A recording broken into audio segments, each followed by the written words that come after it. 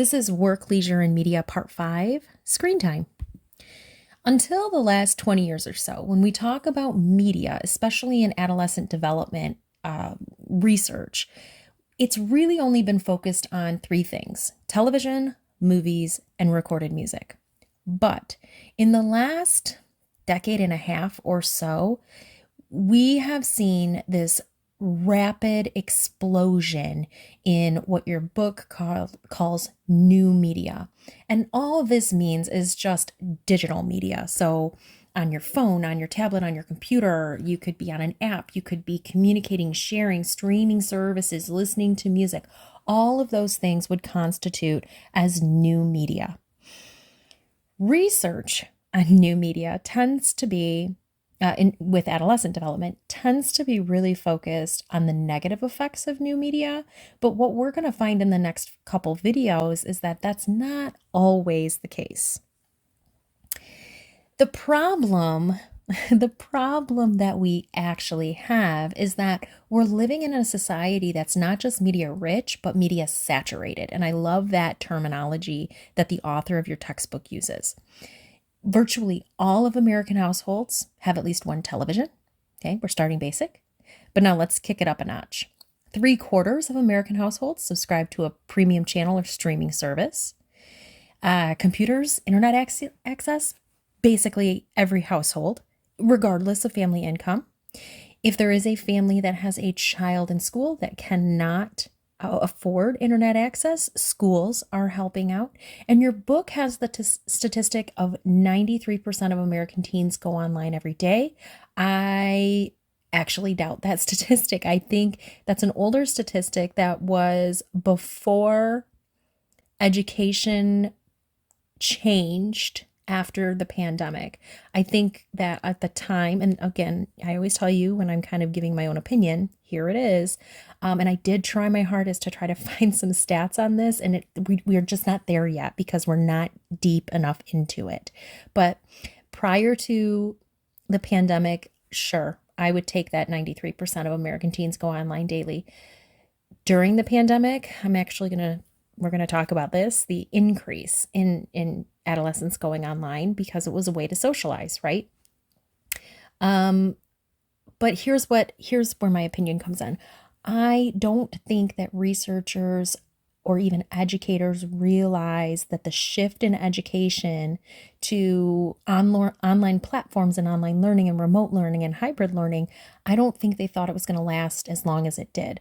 Look at what you're doing right now. If you are listening to this recording, I recorded this much earlier than you are listening to it. And you are using this to replace an in-classroom lecture. You are using new media, a digital source, to gain insight. I mean, that's not a negative thing, right? Like new media is not always bad. So back to our slide here, because I digress. Internet use is not only like a thing that's happening at home, but it's pretty much a necessity at school. All assignments, all recorded grades, they're all digital. Elementary, middle school, high school students are taking standardized testing online through computers, right? Everything from iReady to the SATs to the LSAT, all of these, GRE. I took the GRE on a computer, right? And we were one of the first people to switch, one of groups of people to switch from the paper format to the computer format. These are things that we are doing now.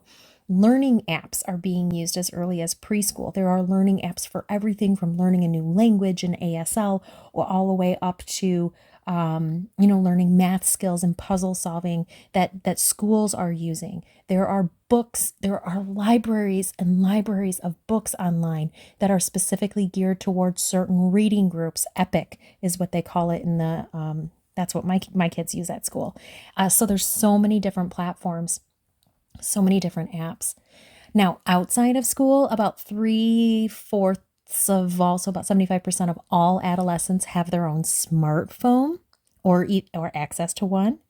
Texting has pretty much replaced phone calls. Social anxiety is on the rise, and most adolescents actually keep their phones in do not disturb because they don't want a telephone call. but texting can be allowed through it. The average teenager sends about 50 text messages a day. That statistic is more geared toward the United States. If we look over in India, for example, that number is more like times 4. So texting is definitely on the rise. Now, this has led to an increase in texting and driving deaths, which now outpaces drunk driving deaths. Social media is how we learn what's on trend. We learn who is doing what with who. Average adolescent spends nearly 9 hours each day using one or more social media platforms. It's a lot. I want to look very specifically at one social media platform that's on the rise. TikTok. Here are some statistics about TikTok. It has over 1 billion monthly active users. It was passing giant benchmarks in months, feats that it took Facebook and Twitter over a decade to hit. There are 5.3 billion internet users. Okay, 5.3 billion internet users. Well, TikTok has been downloaded more than 4.1 billion times. TikTok had a 1,157.76% increase in its global user base between January 2018 and July 2020. Monthly US TikTok users now passed 150 million, equaling nearly half of the American population. Out of the 5.3 billion internet users, 23% of them use TikTok. Out of the 4.95 billion active social media users, 25% of them use TikTok.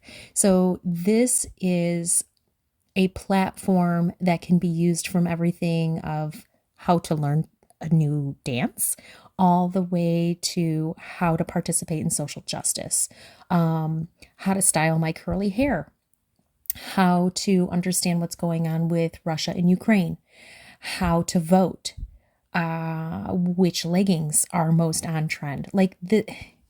We can learn so much from TikTok, and it's not all bad.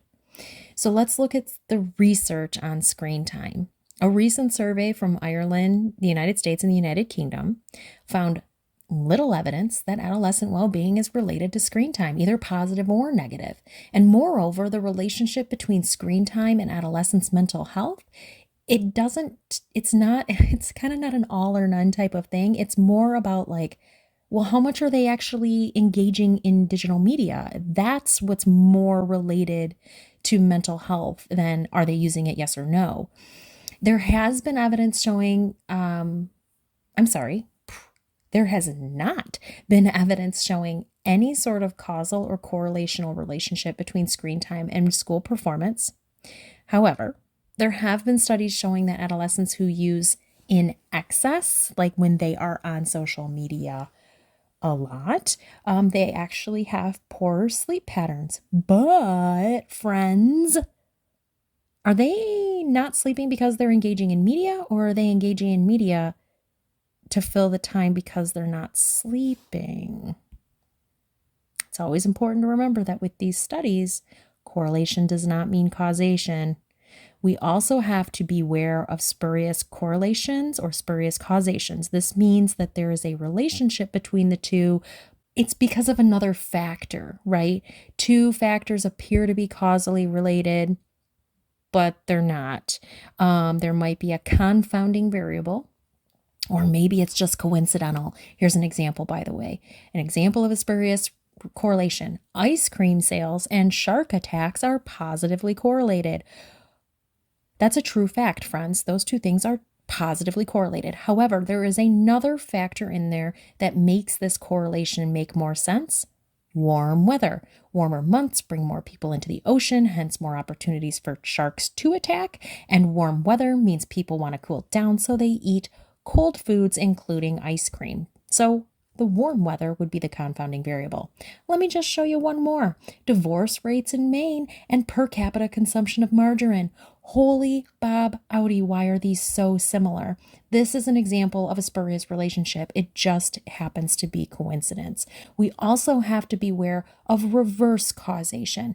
That is when the association between two variables is different than what it would expect. So instead of X causing Y, it's actually Y causing X. Do you need an example? Here's one. Let's say we have a study that shows that people who vape are more depressed than people who do not.